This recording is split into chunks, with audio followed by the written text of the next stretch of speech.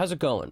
If you don't have harmonies and you need to make them, from nothing, I'm going to show you exactly how I did that in a song like this for somebody I did recently who is from the Nevada area. They're very far from where I'm at, so I'm called in to mix, but I'm never a part of the recording session in this particular artist situation. So let's show you what that looks like in a session. Okay, so I'm given the track that just has one lead vocal on it. That's all. So I always look at it the same way, and what I want you to see is how I'll generally create my harmonies. If you look at the left side here, what I like to do is create sort of like a keyboard out of tracks. Now, you can do this within a plugin like Melodyne or Auto-Tune, but then what you're looking at is a screen within a screen. You're looking at the graph mode feature of Auto-Tune, let's say, which I never like the way that operates. I don't know what it is. I prefer to work in this way, and everybody will do this different, so this may not be the way you like to do it, or it might be if you never thought about doing it this way. Check out on the left side. You see how it says +8? That's what that is an octave up. You see how it says -4? That's a fourth down. So I've transposed the Auto-Tune to be just in this way. So like if you open Auto-Tune on -4, the one that says -4, you'll see over here, transpose -4. So what I've done is I've taken it down a fourth. And in this case where it says +2, if you click the Auto-Tune, I've taken it up a second. So, this is how I create harmonies. See how it says transpose 2? So basically this is how I always do it, because this allows me, in my opinion, to be tasty. As I've mentioned before, tastiness is the key to making harmony sound great, in addition to making them sound, the volumes, getting the level set. In other words, if it's too loud, you'll notice it's fake, and if it's too low, you don't hear it. So there's a magic as to the volume level, even more so than when they sing harmonies, because if they're singing a harmony, sometimes you don't have to pay so much attention to getting the balance right. But in this case, I want it to be noticeable that there's a harmony there, but not that it's fake. So you really have to fine-tune the balance of it. All right, so check this out. This is the vocal with nothing on it, and if you notice on all these tracks, as the harmonies come up, I'm going transposing down 2, up 5 here, plus up 2 here, down 4, up 8. And the reason that they're not sort of what I would call in order, in other words, it doesn't, like it would be -4 should be over here, right? Down a fourth, then down a second. It's because I don't care about the order. Like, I really don't. What I care about is what sounds good for what part of the song, and trying things out. Like, I'll hear in my head, do I want the harmony to be higher or lower than what he's singing? And then I'll move it to that track accordingly. And a lot of times, the reason this is out of order is because if I hear, all right, I want this to go up, and then I'll figure out, is it a third? Okay, it's a third, or whatever it is. I'll create that track first. So in other words, I've created, like, let's say this first track that goes transposed down 2 first. Then I realized, okay, now I need like something that goes up, and I need it to go up a fifth. So then I'll create this. So in other words, they get created in the order I need them. That's why these will change every single song. They'll change based on the melody happening. They'll change based on what needs to be there in order to make the harmony right.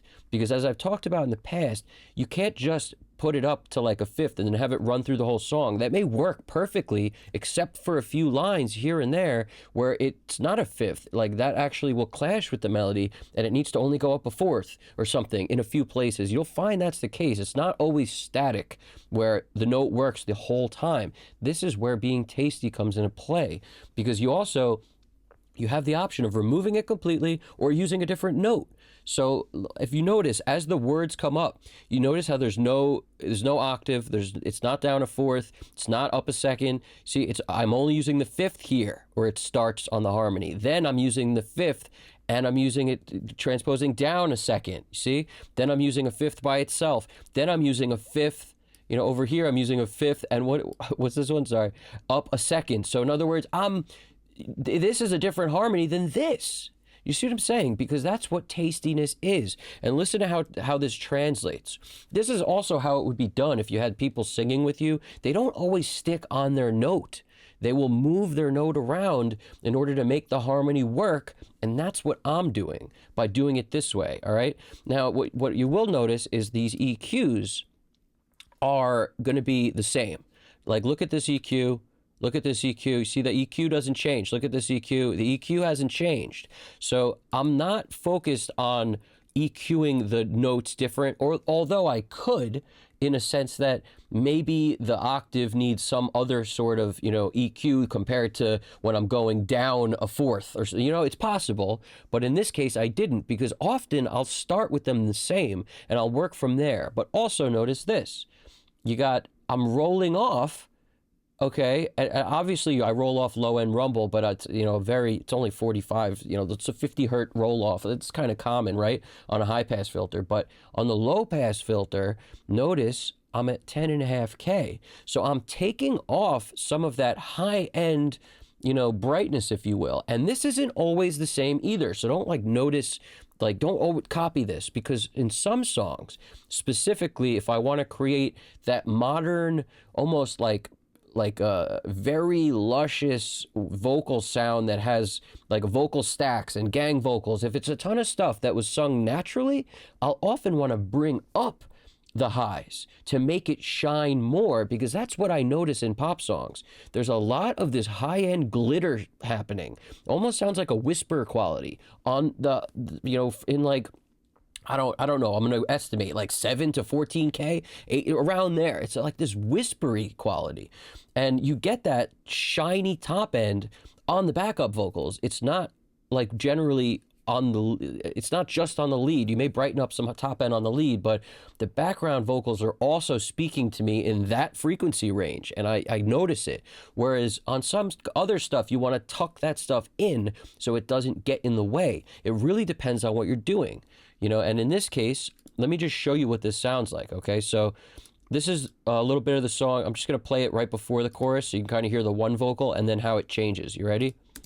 Then you miss important things. You bought a one-way ticket on a southbound Amtrak train. Not sure where she's headed, but I pray she stops in Santa Fe. All these miles between us somehow, I've gotta catch that train. I wonder if. So if you notice, I'm tastying it up all over the place. Like, for example, when he's doing one of these lines, there's nothing on it, and then all of a sudden you get this little harmony poking out on the fifth. Not sure where she's headed, but just on the word headin' in that case, okay? This is the kind of thing I find that I love about harmonies. I don't want it to be there the whole time. I really don't. In my opinion, it gets worse when you add stuff that continues throughout the whole song. I like tastiness, especially in harmonies, right? So, and there's also a call and response vocal. Let me just point out the fact that I'll often do something like that if I find it drives the hook, because I'm all about pushing the hook. And in this case, I like sometimes to leave the space there. Sometimes I'll drop in that call and response. That didn't exist. So anyway. Bought a one-way ticket on a southbound Amtrak train. There was two harmonies there. Now there's one. Not sure where she's headed. Now there's two harmonies. But I pray she stops in Santa Fe. So you see what I'm saying? Over here, the down a second and the up a fifth worked. But over here, the up a second and the down a fourth worked. If this was a fifth, it wouldn't sound good. I had to move it to make it make sense. So in my mind, it's easier for me to work this way. In other words, I hear the song playing through and I think to myself, ooh, right there, I want a little harmony. That's nice and tasty. And then I'll be like, no harmony here, and then here it needs a harmony. That's way easier. In other words, if I had to do this in graph mode, I would have to be like muting out certain words that I didn't want afterwards. Whereas this way, I do it all at the same time. I'm really able to put the harmony where I want and have it be muted. And I do it in one shot. Rather than on graph mode, you would have to literally run through and make it work. Then you'd have to mute it. And you'd almost have to decide what you were going to mute afterwards. What a pain. Like, it doesn't even make sense to me to do it that way. Sure, you could have less tracks, let's say, because you could just make the harmony work the whole time, but then you actually have to decide what note you want it to go to as it's going, and then you have to decide if you want to build a third note to exist after. You almost have to do that on another track and decide as it's. To me, that's too many decisions that I have to make, like, and then have to make again. It's another set of decisions. You're basically, this way you're hearing it and you're able to decide, all right, I want it muted, I want the harmony, I want it muted, I want the harmony. I'm actually playing the piano in a way with the vocal harmonies by creating up the tracks. And you could literally do this thing on the left with every note in the scale if you want, and then decide where to put it. I just don't find a need to do that. I find where I want to hear it, I put it there. And if I don't have the note already here, like I said, that's when I create another track with that note. And then I'll see where that note exists again, because you'll find patterns. You'll find that, like, most of the time a fifth works, but it doesn't all the time. You know, there's something, I mean, a fifth, if you notice, the fifth is the harmony that lingers throughout most of this.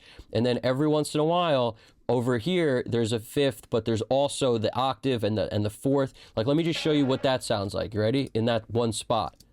Or if I let her slip away. So to get us, that's the end of the chorus. So I needed to go up that octave to give it a little more power when the chorus ended. So this is how tasty you can be with this, right? But I'm just going to look and see if a fifth doesn't. Yes, see right here. What I noticed is here it's down a fourth and up an octave. I didn't like the fifth on this last note. Could it exist? Sure. But I didn't like it, so I took it out. And check this out. Down a fourth over here, up a second over here with no fifth playing. So in other words, it's not always a fifth. You gotta be tasty. And sometimes I found, like, let me play you these couple spots. It's gonna go from a fifth to down, so up a fifth to down a fourth, that's this part, to then up a second. So this is from the note, it's up a second, to then down a fourth and up an octave together with no fifth in there. All right, so here we go. Wonder if she's thinking she's still mine, or if I let her slip away. So this is tucked in a way that doesn't interfere with his vocal, but it pushes it. It makes it thicker. It makes it stronger than having it without it. And if you notice, by going from down a fourth to up a second, this is how somebody would sing it with him. If he had one backup singer who was moving with him, they'd be doing things like this. It wouldn't be static, and that's why I like to do it this way. Literally, I have one word down a fourth, one word, but the movement feels natural. Check it out again. Wonder if she's thinking she's still mine, or if I let her slip away. This is how you create harmonies in a way that sounds natural. I also want to point out something else. Before we get too in deep, because I could keep going on this stuff and just how this moves and the intricacies of it. But you'll notice fifth works most of the time, but sometimes, I'll take out the fifth, and now we're back to that area before. In that spot of the song, it works better. You'll find there will be patterns. You'll find that, like, the chorus, when he goes to that melody, it requires the same thing in the second chorus. But what I'll often do is change it to create more interest, make it sound different from chorus to chorus. Just by changing the way the harmonies are arranged underneath the lead vocal will really change the feeling of the song. This is also why I like to work in this way, because it prevents you from getting into a habit of always doing the same thing, of leaving a vocal ride on that same note the whole melody. It prevents that because it allows you to try different things. That's why it's cut up so much. This is cut up like a vocal comp would be cut up. You notice that? It's cut up like that so that because I've tried it. In other words, I would just highlight this word, Apple E to break it, then I, unmute it, listen, no good, then I'll go here, listen, no good, then I'll go here, I'm Apple M just to unmute it. So I'm listening to determine what works as I go through this stuff. To me, that's hugely helpful, okay? Now, I want you to notice the timing, because I've mentioned this before, but I find it to be critically important, okay? Now, it's not that way all the time, but check this out. This is on the grid, so what you'll notice is you could tell based on where this starts. Let me just throw it over here so you could see it in case my picture is blocking you. So you see how this starts a little bit, about halfway is where the waveform starts to pick up. Okay, and my grid is in 60, I'm in a 64th notes right now. So check this out. Where are the harmonies? I actually made it earlier here. Now, like I may have mentioned this in other videos because it's critical for me. I don't like to move the lead I want the lead, unless there's a problem, like a timing issue, I'll leave the lead exactly where it was sung, you know, but if something's like up with the groove where a word was rushed, I may slide it. But again, I'll slide it subtly so it makes sense to me groove-wise. And I'm very in tune with groove and timing. So if something is rushed, it hurts me way worse than if it's late. Late, you sit into the groove, being a little behind the beat. I'm kind of used to that. I love that sound. It sounds way better to be a little late than a little rushed. So in this case, I want you to notice, though, with the harmonies, I don't feel that way, because the harmonies need to separate themselves from the lead a little bit, and that could be a little late or a little early. But if you make it a little late, what you're really doing is you're going to create this perception of slowing down the vocal because the harmonies are late. So if I do that, it's on a phrase-by-phrase basis. I may slide one a little late, one a little early. And what I also want you to notice is I'm sliding it not like a ton, but like 1/64th note. That's, like in this case, that's what I did. You could tell this is starting about in the middle, and then over here, look at this, is the harmony start about here, and that's 1/64th note away. And I know that because my grid is in 64th notes. You see what I'm saying? So I can tell based on this that I slid these harmonies early. And this is another thing. Sometimes I won't slide them both together. In this case, I did. But sometimes I'll slide one and not the other. Maybe I'll slide one way and one the other. Maybe sometimes I'll take it out of grid mode, put it in slip mode, and slide one a little bit over and not the other. But in my opinion, it's hugely different to do this. Like, I could try to show you an example, and it might not sound hugely different, but like on one phrase, but over the course of a song, it definitely feels hugely different, right? So for the argument's sake, let me show you what it would be in grid mode to go 1/64th note exactly, okay? 1/64th note over exactly. I just slid it, and now you could see when I zoom in that this is exactly the same on top and bottom. Okay, listen to what I would call the difference, right? Zoom out so you can hear enough of this. So it's only going to be on this phrase when this comes up. You ready? This one. I'll hold my finger up. But I pray she stops in Santa Fe. Now this isn't going to be a huge difference, but now I flipped it back. You ready? Listen the other way. She's hid, but I pray she stops in Santa Fe. I hear a little bit of a difference. It's a little bit, but again, this adds up over time. The more it's deadlocked, the more of a computerized sound it will be. Whereas if you slide one a little bit to the left, some a little bit to the right, you're going to create what would happen naturally on a singer's voice who's singing with it. Their timing won't be locked in, deadlocked. It could be a little bit off one way or the other. And in my case, a 64th note felt right for me to literally move the stuff a 60, and then I was happy with the way it sounded, more so than locking it in. All right, so these are a lot of things to throw at you, but also all critical stuff, in my opinion, because even if it's 3% better, that adds up, man. If you start doing, you know, 3 or 4 vocals together, that's going to add up. It's going to feel better to move stuff around.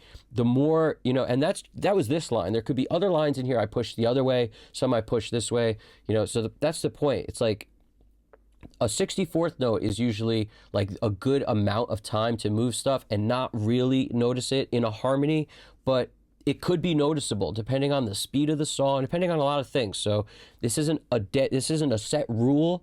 Look at it like you move it how much you need to make it feel right to you. All right, experiment with stuff like this and you'll get a hugely different sound. Because, like, let me just mute the harmonies all together for you just to hear what it sounds like without all these harmonies. Let's just mute them. Ready? Check this out. So, and then I'm going to throw them on and you'll hear the difference. And let's listen to a different chorus too.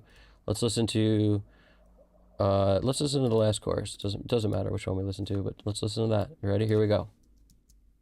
She bought a one-way ticket on a southbound Amtrak train.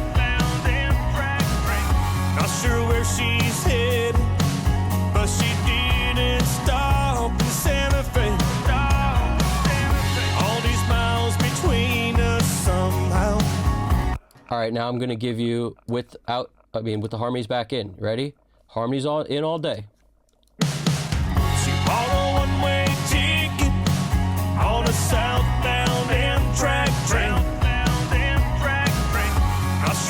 she's headed, but she didn't stop in Santa Fe.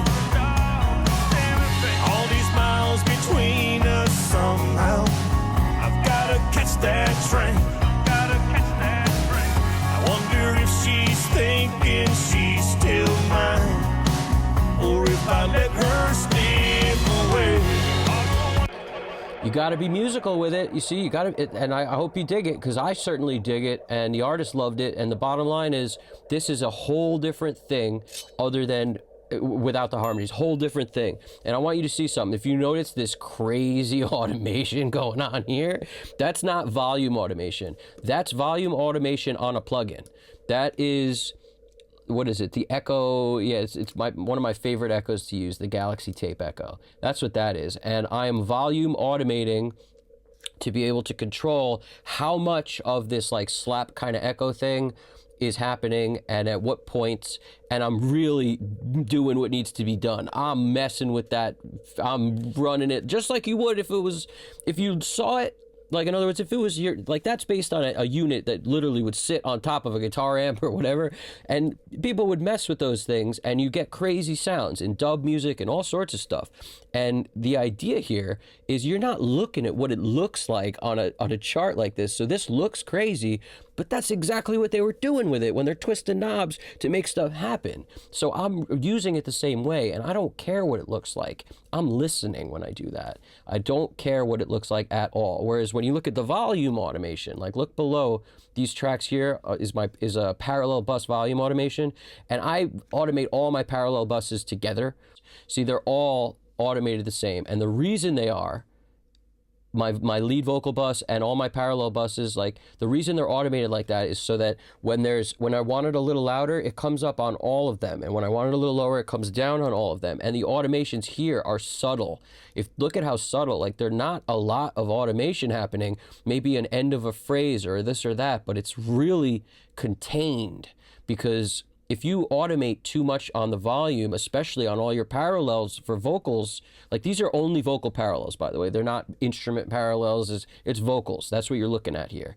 And by doing it in this way, you don't have to do much to get a lot out of it. And this is, when I talk about the subtle differences between, people who are mixing on a certain level and people who aren't, in my opinion, it comes down to the subtleness and automation on everything. Literally every instrument, some will have more than others, and some will just need more than others. But vocals, I've really yet to encounter a song where I didn't feel like it's way better by automating the vocal. Compression works okay, and don't rely on vocal rider. Like, what are you doing? If you need to save that much time where you just want to slap vocal rider on, then what are you doing? Like, is this important to you or not? Because if it is, just run through the song with your hand on a fader, and mess with it. Like, I hate control surfaces generally, except in volume automation. I love it. Getting a balance and looking at where the faders are is super helpful. Being able to control more than one fader at once is helpful, because even like Bob Clearmountain talks about this, everybody talks about it. The ability to be able to get a balance going and look and see, like visually hold more than one thing at once, control more than one thing at once.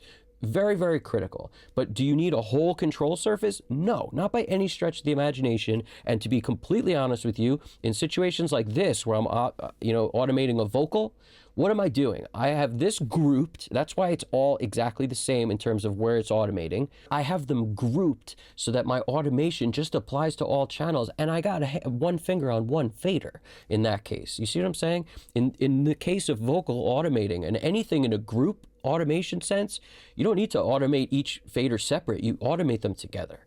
So, some of this is obvious to some people, some of it isn't. So, obvious to some is new to others. I think my mixes never were better than when I realized that automation is key.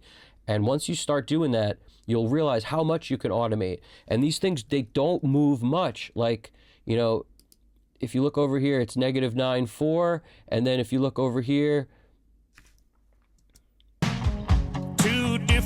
it's -8.4, and then over here it's -9.5. So it's a dB of change there. And then in this one spot, it may be like the tail end. If you notice, the phrase is over. This is the tail of something, and I may have a vocal effect being sent to this. So let's just hear why I automated that up more than a dB. Let's just listen to see what happens there. But the rest of this, if you notice, it's going up a dB, down a dB, up a dB, down a dB. I'm using touch automation to be able to control this, so when I let go, it goes back to where the balance was before I started touching it.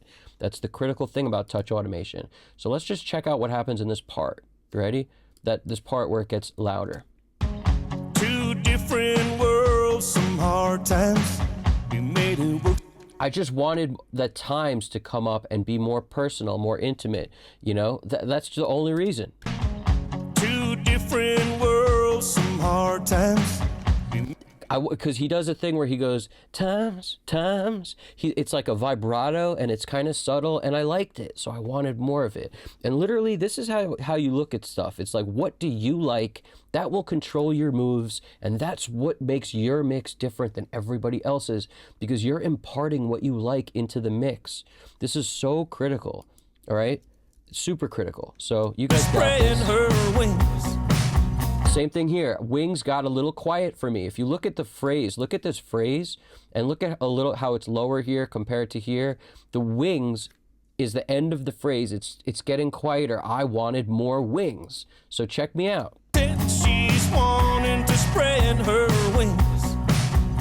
So by bringing up the wings and the tail of it, you hear the S sound. When wings ends, it doesn't sound like wing, you know, where the S is completely fading away.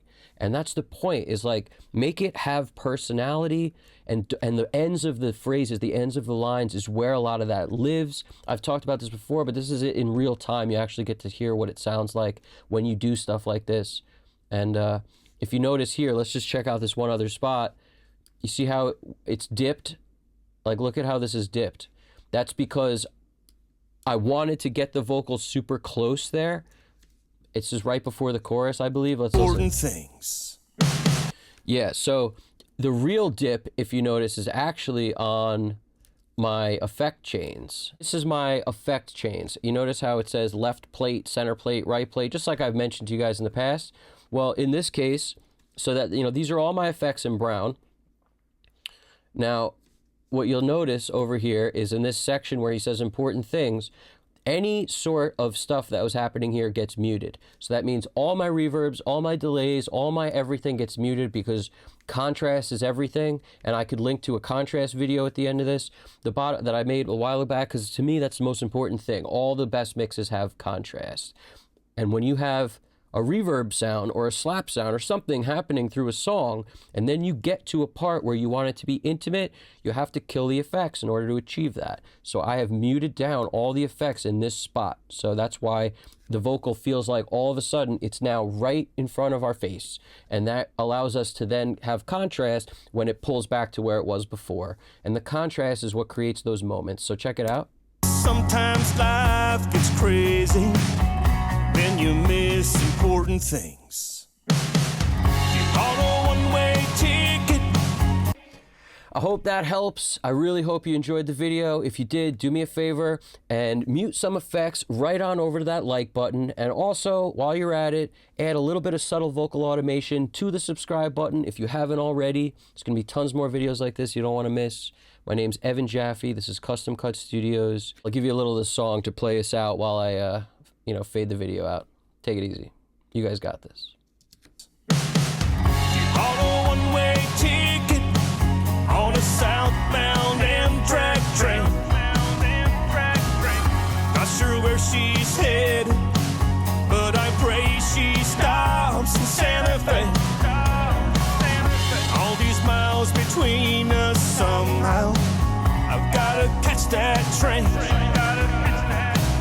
I wonder if she's thinking she